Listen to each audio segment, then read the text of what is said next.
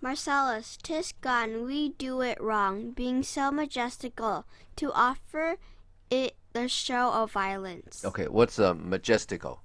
Magical. Big, solemn, whatever, powerful, like a king, right? Yes? Yeah. And the ghost, whatever it is, right? So majestical. And what do?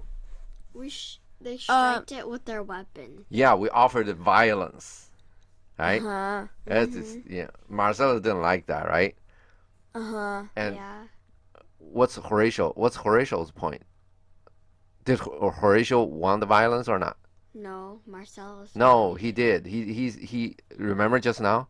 Horatio was saying, go for it. And there's like tis here, tis there, whatever. Right? The Horatio's in it, right? Marcellus didn't like that idea, right?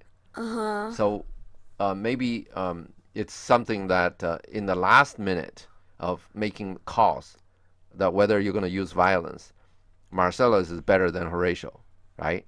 Yeah. Because he's an officer, and he's in the lower level officers like Marcellus. They make lower level decisions, like when we're gonna attack, we're gonna use violence, and maybe sometimes you don't want to use violence.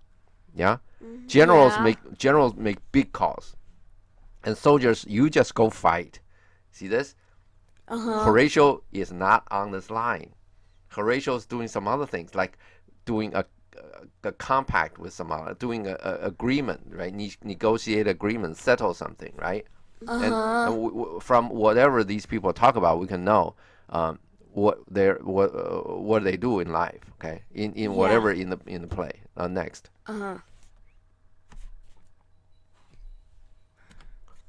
For it is as the air invulnerable, and our vein blows malicious mockery. Okay, what's malicious? Bad. Evil. What's mockery? Like copy. You mocking me? What does that mean? Copy. You're making fun of me? Okay. Our vein blow. You know vein? This is in vain or whatever. No. Vain means they're useless. You did something which is kind of useless. We did all that in vain. We did all that for no purpose, for no results. Yeah. Yeah. Okay. And for it is as air, because the ghost is like air. Just air. Yeah, you poke it, then they won't do anything. It's invulnerable. You're not gonna. Vulnerable means there's a weakness you can attack, right? They're invulnerable. They have the thing got no weakness. You can poke it. It's like air. What are you going to do? Then the only thing that we did is to show it's a malicious mockery. Okay, this is crazy. We just say we are the bad guys. Okay, it's a joke on us. Next. It was about to speak when the cock crew. Okay. All right.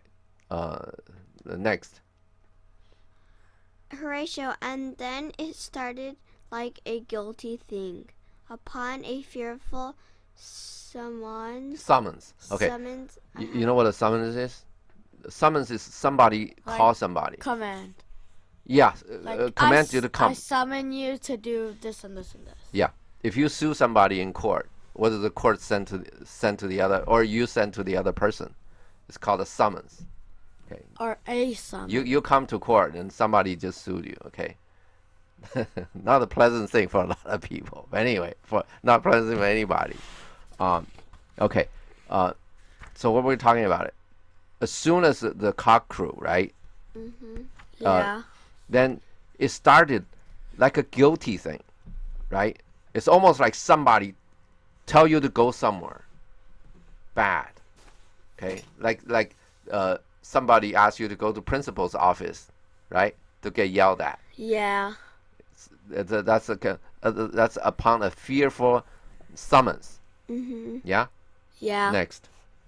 I have heard the cock that is the trumpet to the morn. Okay, morning is morning. The cock is the trumpet which tells everybody it's morning. Right? Okay, go next. Jaw with his lofty and shrill sounding throat. Okay, you understand this, right? What's lofty? Lofty is high. shrill sounding. This High pitch. Yeah. You know what it sounds like? A cock crow. Yeah. What it sounds like? Whatever. Okay, no, I don't. I can't do really high pitched stuff. Okay. All right. Okay. Next. Awake the god of day Okay. and at his warning. Okay. And awake the god of day, right? So, in other words, Juno. okay. All right. In other words, the trumpet's purpose is, well, anyway, the trumpet awakes the god of day, right? Let's see what happens next. Whether in sea or fire, in earth or air, Okay. At his warning, wherever it is, right? Basically anywhere, right? Everywhere. Go. Yeah. Go. The Extravagant extravagant and erring spirit highs. to his confines, right? Yeah. Okay. What's extravagant? I don't know. What is extra? Like more. Yeah. So something right outside, right? It means outside what you have, right? Then you have extra, right? Yeah. Extravagant, vagary means wandering around. Extravagant means you well, here it means the people wandering outside. Basically means a ghost. It means spirit. Sorry, the spirit wandering around outside in extra. Okay. Now the extravagant. There's another meaning for the word. Means if you, let's say you spend too much money, you don't have the money. You spend, let's say you spend money on I don't know, on something that's really, really expensive, and you don't really have the money for it. That's called extravagant, because you're traveling, you're wandering about outside of your area. Yeah. You actually don't want to do that, because then you'll be borrowing your money, you'll pay interest and all that, right? Yeah. Other people will live off of you. You don't want to do that. But anyway, highs means go quickly. Okay, to his confine. You know what a confine is? No. The limit. It's like a prison kind of thing. Confine is you restrict people's motion. You restrict a person to a certain area, like jail kind of thing. Okay. So when the god of the day awakes, the extravagant and erring is making errors. You know, all of these problematic people, they hide to their confine. Okay. Next. This present object made probation. Probation. What is probation? I don't know. Okay. Probation. Okay. No. Of the truth herein. Whatever the truth herein, right? What's herein? Here inside. No, here is never like herein, therein, thereby, therefore. There means it. There is. It's basically mean in it, for it, by it. You get this thing? This word always. That's. I hereby do something. What does that mean? I do something by this whatever it is. Like on a paper, you say I hereby do whatever. I hereby make you the king, right? What's a hereby is by this paper, by it. Okay. So the truth herein is the truth in it, right? In all of this stuff, the present object make probation. Okay. You know what I mean? All we're talking about all this stuff, right? When the cock crew and the ghosts start to go away and this and that, right? Prove the point. Probation means prove the point. Okay. Yeah. Yeah. And probation is actually used today. Like if you're in jail for let's say they sentence you to 6 months, right? In jail, they probably won't take you to jail. They give you 6 months probation. They give you a 2-year probation, right? What does that mean? I mean, they give you 2 years to prove that you're an okay person. You get it? But it's 2 years. I think it's under some conditions. You have to see a probation officer or whatever. Okay. Okay. Next. It faded on the crowing of the cock. Okay. This is just the same thing, right? Oh yeah. It faded. You understand this? It's like air. Did it walk away? No. It faded out. Okay. Yep. I was just wondering. Nowadays, if you do a movie, right, you can do special effect. Now, how are you gonna act that? They probably blow smoke. But anyway, okay, next. Some say, Abby. Some say. Some say that ever against that season comes when our Savior's birth is celebrated. Okay. When do you save? When do you celebrate our Savior's birth? On Christmas. Exactly. Okay. Okay. The next. This bird of dawning singeth all night long. Okay. They say on Christmas Eve, probably, right? The bird of dawning sing all night long. Are you sure? No. Yeah. But the cock crew in the morning, is that true? Yes. Yeah. Okay, next. And then they say, no spirit dare stir abroad. Abroad, okay. Or abroad. And then they say, this is talking about Christmas Eve, right? No spirit means no ghost, none of these people, none of these things. They're using all the third person. They dare to stir abroad, right? Yeah. Okay. Is that true? At least we don't know, right? Yeah. Next. The nights are wholesome, then no planets strike. Okay. That basically means no falling stars. And none of those happen that make the night wholesome. What? Are you sure there's no shooting stars during Christmas Eve? Well, there could be. Yeah. Okay. Go next. No fairy takes, nor witch hath power to charm, so hallowed and so gracious is that time. Okay. There's more of these, right? You know the fairies, right? Yeah. Fairy with a magic wand and stuff, right? And Like the bibbidi bobbidi boo person in Cinderella. okay. So hallowed. You know what hallow mean? A ring on top of your head. Yeah. Right, exactly. Holy, okay, like godly. Hollow Yeah. and all those. Gracious. You understand gracious, right? Very nice. Very nice. Okay. Okay, next. Horatio, so have I heard, and do in part believe it. But look, the morn in russet mantle clad walks. Okay. See, Horatio did that again. Did the same thing. So have I heard. That's what I heard, right? And do in part believe it. Did he believe it or not? No. Not really, right? Not really. But he's trying to be polite, right? But look, the morn in russet mantle clad. What's clad? I don't know. Clothing.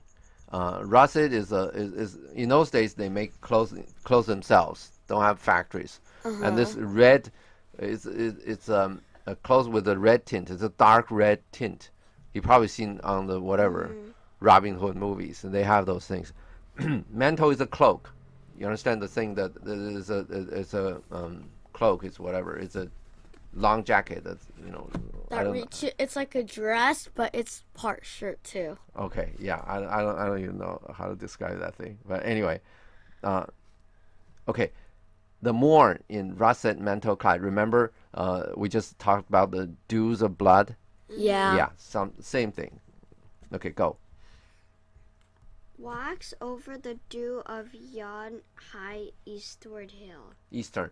Okay, you know the yonder, right? What does yonder mean?